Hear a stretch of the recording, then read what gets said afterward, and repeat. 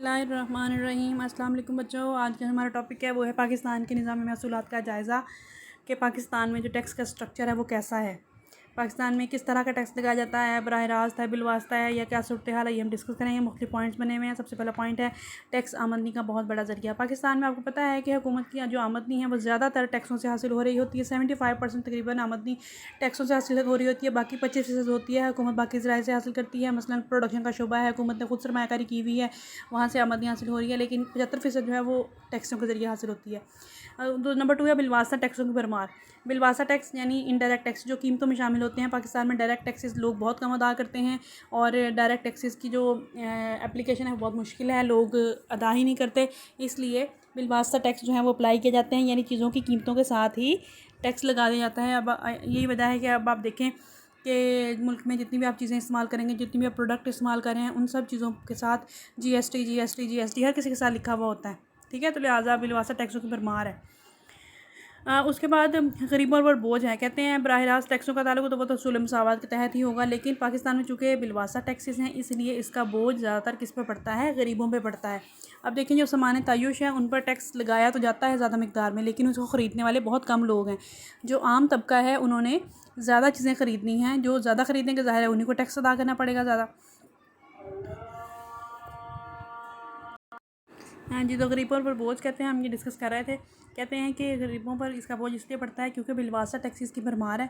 ठीक है, और ज़्यादातर जो इस्तेमाल करने वाली चीज़ें हैं वो गुरबा इस्तेमाल कर रहे होते हैं, यानी दरमियाना तबका जो मिडिल क्लास है, जो अपर क्लास है वो इस्तेमाल करेंगे, लेकिन उसके यूज़र कम हैं। सामान तायुश के जो अशिया वो लोग इस्तेमाल करें, इसलिए वहाँ से टैक्स इतना वसूल होता नहीं है। ज़्यादातर टैक्स जो है दरमियाने तबके से वसूल होता है, इसलिए इसका बोझ गरीबों पर पड़ता है। उसके बाद नंबर 4 पॉइंट है गैर मौसर निज़ामी टैक्स। गैर मौसर का मतलब है असरअंदाज ना होना, यानी उसका कोई ख़ास असर नज़र ना आना। कहते हैं पाकिस्तान का जो निज़ाम टैक्स है वो इतना अच्छा है नहीं, गैर मौसर है, उसका कोई इतने इफ़ेक्ट नज़र आते नहीं हैं। उसकी वजह ये है कि बहुत सारे लोग बराह रास्त टैक्स होंगे वो तो अदा ही नहीं करते। ठीक है, जो बिलवासा टैक्स है वो ज़बरदस्ती उनसे ले लिया जाता है एक तरह का, और एक तरफ अमीर तबका और एक तरफ गरीब तबका है। पाकिस्तान में आमदनी की तकसीम सावियाना भी नहीं है, तो लिहाजा निज़ाम टैक्स जो है वो उतना अच्छा काम नहीं कर रहा। आसान और सादा निज़ाम। पाकिस्तान का कहते हैं टैक्सों का निज़ाम आसान भी है और सादा भी है। लोग हर कोई इसको समझ सकता है, सादगी के साथ इसके असूल सादगी को पूरा करता है। तनख्वाहदार अफराद जो होंगे वो अपनी आमदनी में से क्या कैसे टैक्स अदा करेंगे, जो मुतज़ाई शरह से लगेगा वो क्या सूरत हाल होगी, ये सारा कुछ जो होगा क्लियर होता है, हर लोग सब लोगों को पता होता है इस बारे में। उसके बाद नंबर 6 पॉइंट है लचकदार निज़ाम। लचकदार निज़ाम का मतलब ये है कि जो सिस्टम है वो पाकिस्तान का इलास्टिक है, उसमें तब्दीली बर्दाश्त करने की सलाहियत मौजूद है। अगर हुकूमत को आमदनी की ज़्यादा ज़रूरत हो तो वो नया टैक्स लगाकर हासिल कर लेती है। ठीक है, और अगर उसको आमदनी की ज़रूरत ना हो तो टैक्सों की मिकदार में कमी कर देती है। किसी भी टाइम पे तब्दीली की जा सकती है। अब 65 की जंग हुई, 1973 की हुई, 71 की मुख्तलिफ जंगें हुई हैं, तो उस दौरान में हुकूमत ने टैक्स लगा कर अपनी इनकम में इंक्रीज़ कर लिया। और उसके बाद नंबर 7 पॉइंट है कौमी आमदनी में टैक्सों का बड़ा हिस्सा। अब कहते हैं कि पाकिस्तान की जो कुल आमदनी है उसमें टैक्सों का बहुत बड़ा हिस्सा है। अब यहाँ पे फिगर दिया हुआ है, मिलियंस में है आमदनी। ठीक है, 1920 के हवाले से बजट में कहते हैं कुल टैक्सों से जो आमदनी हासिल हुई है वही मिलियंस में अमाउंट दी हुई है यहाँ पे। उसके बाद कहते हैं हमारी मईशत जो है वो उसमें अमीरों पर भारी टैक्स लगाए जाएँ। ठीक है, और टैक्स जो है वो ज़्यादा मकदार में लगाए जा रहे हैं ताकि लोगों की फलाह बहबूद में इजाफा हो।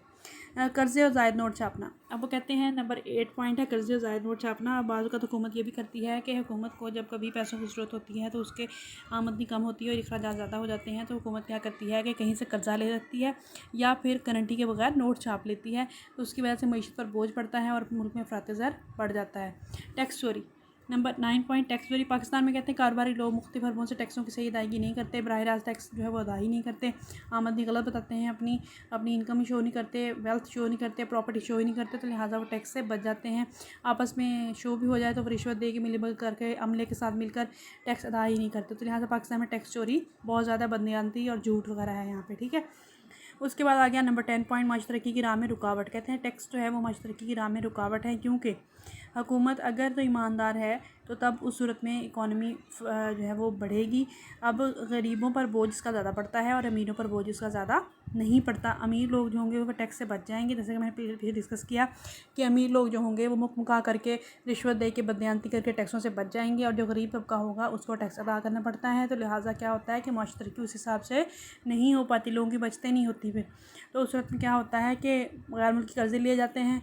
अब ज़रूरत इस बात की है कि अमीरों पर ज़्यादा टैक्स लगाया जाए और गरीबों पर कम लगाया जाए। लिहाजा हमने यहाँ पर डिस्कस किए हैं 10 पॉइंट, पाकिस्तान के निज़ाम महसूलात का जायज़ा लिया है। अब इनमें जो भी प्रॉब्लम्स थे उनको बेहतर बनाने के लिए जो तजावीज़ दी गई हैं वो क्या हैं। नंबर 1, अब कहते हैं कि पाकिस्तान में ये जो जितने भी हमने पॉइंट डिस्कस किए हैं, बिलवासा टैक्स है, गैर मौसर निज़ाम है, लोग चोरी करते हैं टैक्सों की, और लोग हुकूमत की आमदनी में इजाफा नहीं होता, माशी तरक्की नहीं हो रही। ठीक है, तो ये सब चीज़ें जो हैं इनको बेहतर बनाने के लिए क्या किया जाएगा। नंबर 1, बराह रास्त टैक्सों का तनासुब ज़्यादा किया जाए, यानी डायरेक्ट टैक्सेस ज़्यादा लगाए जाएँ। बिलवासा टैक्स का बोझ कम किया जाए, इनडायरेक्ट टैक्सेस को कम कर दिया जाए। नंबर 3, टैक्स वसूल करने का निज़ाम मौसर होना चाहिए ताकि टैक्स चोरी ना हो और हुकूमत को माकूल आमदनी हासिल होती रहे। टैक्सों का निज़ाम आसान और सादा होना चाहिए ताकि लोगों को समझने में आसानी रहे। नंबर 5, टैक्सों का निज़ाम ऐसा होना चाहिए कि वो एक तरफ तो लोगों की आमदनी में तफावत को कम करे ताकि अमीरों की आमदनियाँ कम हो। तफावत का मतलब है फ़र्क, यानी लोगों की आमदनियाँ जो हैं उसमें फ़र्क को कम करे, अमीरों और गरीबों के दरमियान में जो गैप है उसको कम करे, अमीरों की आमदनियाँ कम हों तो और गरीबों की आमदनियों में इजाफा हो। बच्चों की हौसला अफजाई करे, सरमायाकारी बढ़ेगी, आमदनी बढ़ेगी और मुल्क माशी तरक्की की राह पर गामजन हो जाएगा। तो आज हमने डिस्कस किया है निज़ामी महसूलात को बेहतर बनाने के लिए तजावीज़ और पाकिस्तान के निज़ामी महसूलात का जायज़ा। यहाँ पे आपका चैप्टर क्लोज़ होता है। अब नंबर 4 चैप्टर हमने डिस्कस किया था सरकारी मालियात के हवाले से। इस चैप्टर में अगर आपको प्रॉब्लम हुई हो तो आप मेरे से डिस्कस कर सकते हैं।